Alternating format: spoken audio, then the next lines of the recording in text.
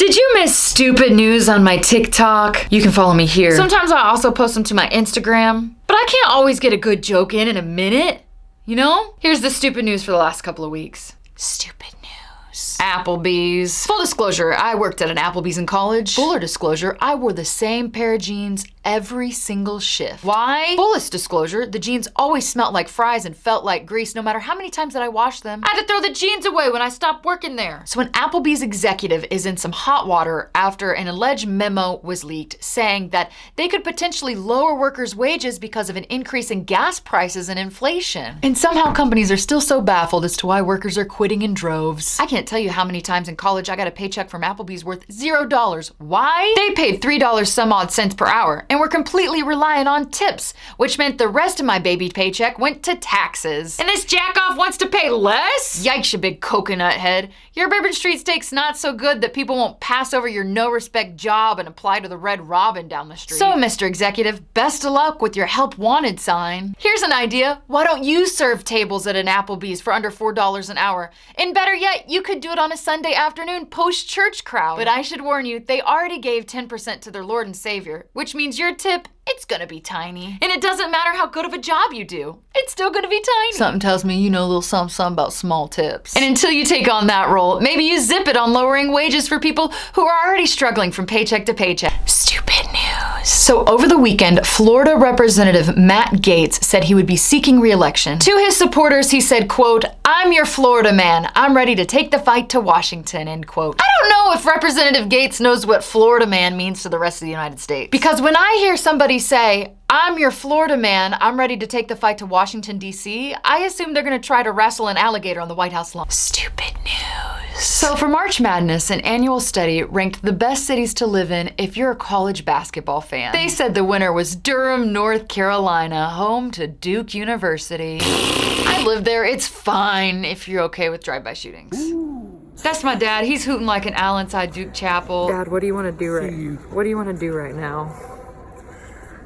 Nothing. No, you want to hoot like an owl. I know you do.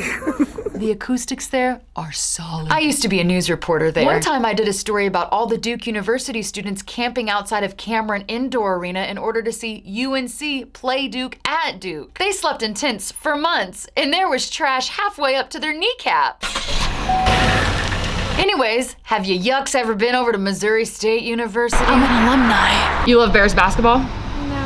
Right. Would you live in trash up to your ass for months on end to see Missouri State play their rival basketball team? Not voluntarily. No. Probably not. No, Probably we wouldn't not. do that. Unless they really like basketball, I wouldn't really see a point in that. They do call them the Cameron Crazy. Who's the rival basketball team for the Missouri State Bears? Is it the Tigers?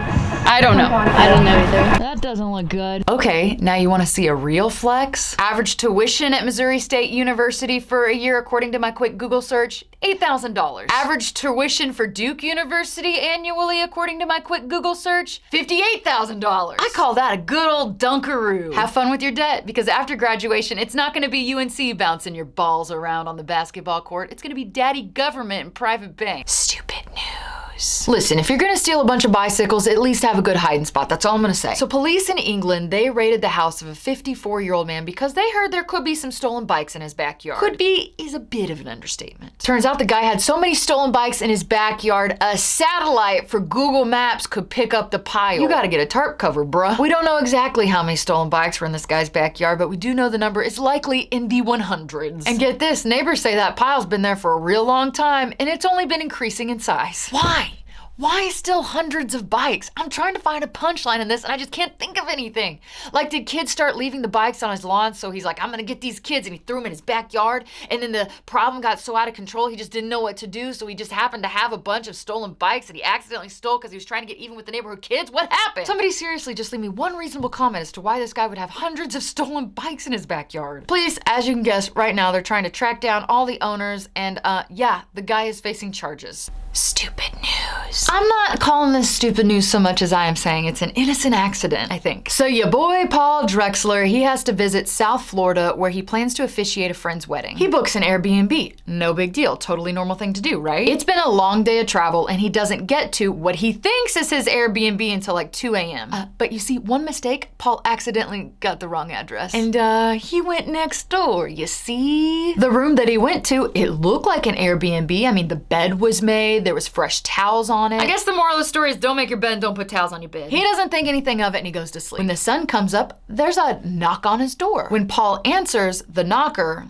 or as he'll come to find out, the homeowner is like, "Hey man, can I help you? You're in my house." And then Paul is like, "No, this is the Airbnb that I rented." And the homeowner is like, "Nope, definitely my house." The homeowner is chill about it. He shows Paul the door and Paul goes to his proper Airbnb next door. This could have gone way worse, especially considering it took place in Florida, you know what I mean? Stupid news. The founder of megachurch Hillsong has quit after an internal probe revealed that he did not act like a gentleman towards two ladies. The not so great incident includes inappropriate text messages and an alleged incident at a hotel. Y'all know how we got gay conversion camps? I vote that we veto that and instead we get conversion camps where we send people and those people learn how to behave. Stupid news. Y'all want stupid news out of Seattle? Buckle up, baby. Simon Jackson says that he was once employed with a design and engineering consultancy firm. Keyword here, was. Apparently Simon didn't get paid jack shit, so in protest, he moves out of his apartment and into his cubicle. His lease is up on his apartment, so the timing is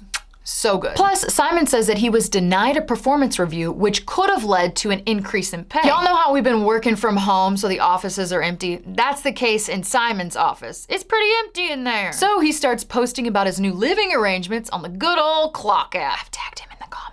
Eventually, HR finds out about Simon's TikTok account and they say to him, "Hey, move out of the office and take down all those videos or you're fired." And Simon's like, "Bye, I quit." Don't fear though, because Simon, he's been hustling all along designing adult rompers. And I checked out his adult rompers. They look comfortable. Stupid news. So this stupid news is mostly the stupidest of stupidest people, but it ends with good people, so maybe it's kind of good news. I feel like lately stupid news has sort of been good news. I don't know, stay with me. So we're in North Carolina. A couple takes their dog to the Stanley County Animal Shelter to surrender. Why, you're probably asking? Did this dog bite somebody? No. Did this dog show signs of aggression? Also no. The owners said that they had witnessed the dog humping another male dog and that he was gay. Oh please, I've seen my dog hump teddy bears. It's not like he had a Grindr account. And if he had a Grindr account, that's an even bigger story. How did your dog figure out how to use a phone? So Fresco, he's like 4 or 5 years old, around 50 pounds. The owners, they're probably around 35, 40 years old, and they weigh about 2 pounds, which is roughly equivalent to the size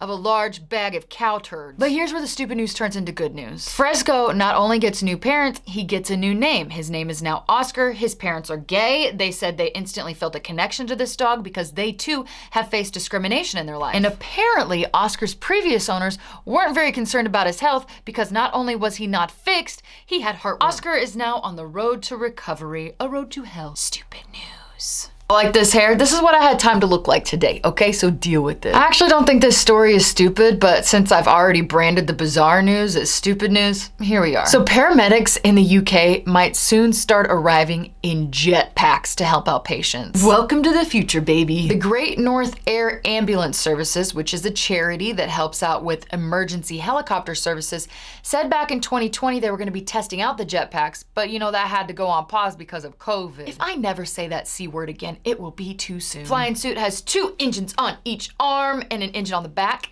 Take that, Tony Stark. Can you imagine you bust up your leg in a national park and you get a call out for emergency services and a guy shows up in a jet suit? Sounds like the start to a romantic comedy or an alien abduction. Could go either way. Stupid news. Thanks for watching. If you love this, make sure you follow me on TikTok and my Instagram. See you next week.